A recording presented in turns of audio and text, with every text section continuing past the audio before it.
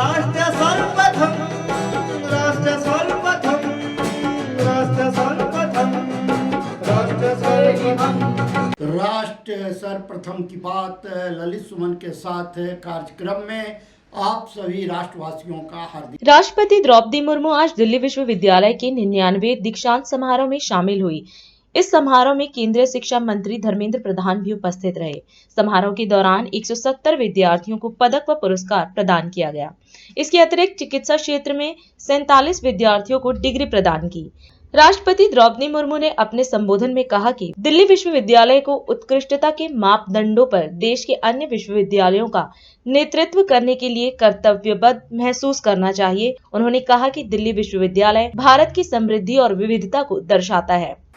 आज उपाधि प्राप्त करने वाले सभी विद्यार्थियों को मैं हार्दिक बधाई देती हूँ। ये दीक्षांत समारोह सभी अध्यापकों और परिवारजनों के लिए भी खुशी का अवसर है। इस समय सभी देशवासी आज़ादी का अमृत महोत्सव मना रहे हैं और हमारे देश अमृत काल में प्रवेश कर चुका है। अमर क्रांतिकारी सरदार भगत सिंह और उनके सहयोगी बटुकेश्वर दत्त को ब्रिटिश हुकूमत द्वारा दिल्ली विश्वविद्यालय के एक भवन के तहखाने में रखा गया था।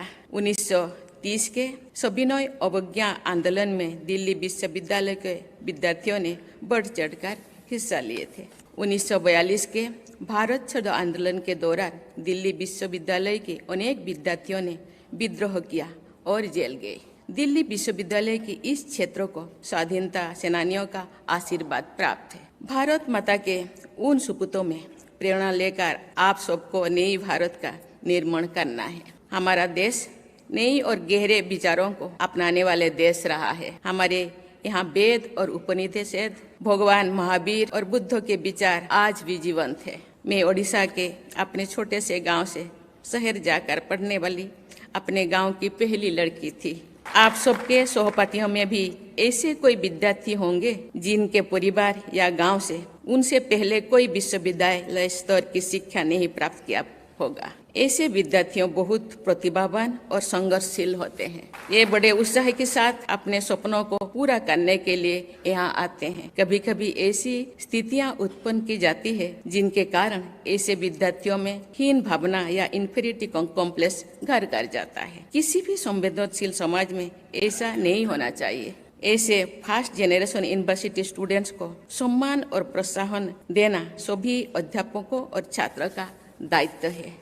अपेक्षाकृत कम सुविधा संपन्न परिवार से आने वाले विद्यार्थियों के प्रति संवेदनशील होने के साथ साथ हम सबको अपने आप से कुछ बुनियादी सवाल करने चाहिए। क्या हमारे कॉलेजेस में लड़कियों के लिए स्वच्छ शौचालय उपलब्ध है? क्या हमारे लेबोरेटरीज विश्व स्तर की है?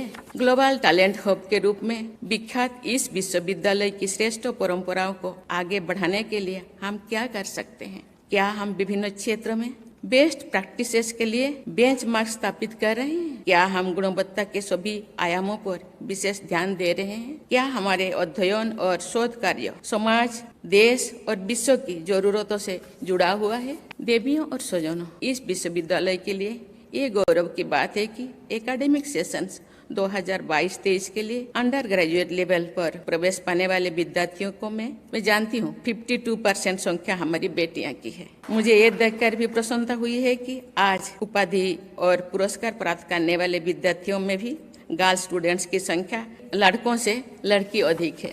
इस बदलाव में हमें एक नई विकसित और समावेशी भारत की तस्वीर दिखाई देती है। प्यारे विद्यार्थियों, अपनी शिक्षा और रुझान के अनुसार आप सब अपने करियर का चुनाव करने जा रहे हैं, लेकिन यदि आपका सपना केवल अपने करियर तक सीमित रहेगा तो आप सब अपने साथ और समाज के साथ न्याय नहीं कर रहे हैं। आपकी सोच का दायरा और आपकी जिम्मेदारी कहीं अधिक व्यापक होनी चाहिए। अंत में एक बार फिर मैं आप सबको बधाई और आपके स्वर्णिम भविष्य के लिए हृदय से आशीर्वाद देती हूँ। राष्ट्र सर्वप्रथम की बात ललित सुमन के साथ कार्यक्रम में हम आपसे आज यहीं विदा लेते हैं। अन्य खबरों के लिए आप बने रहें।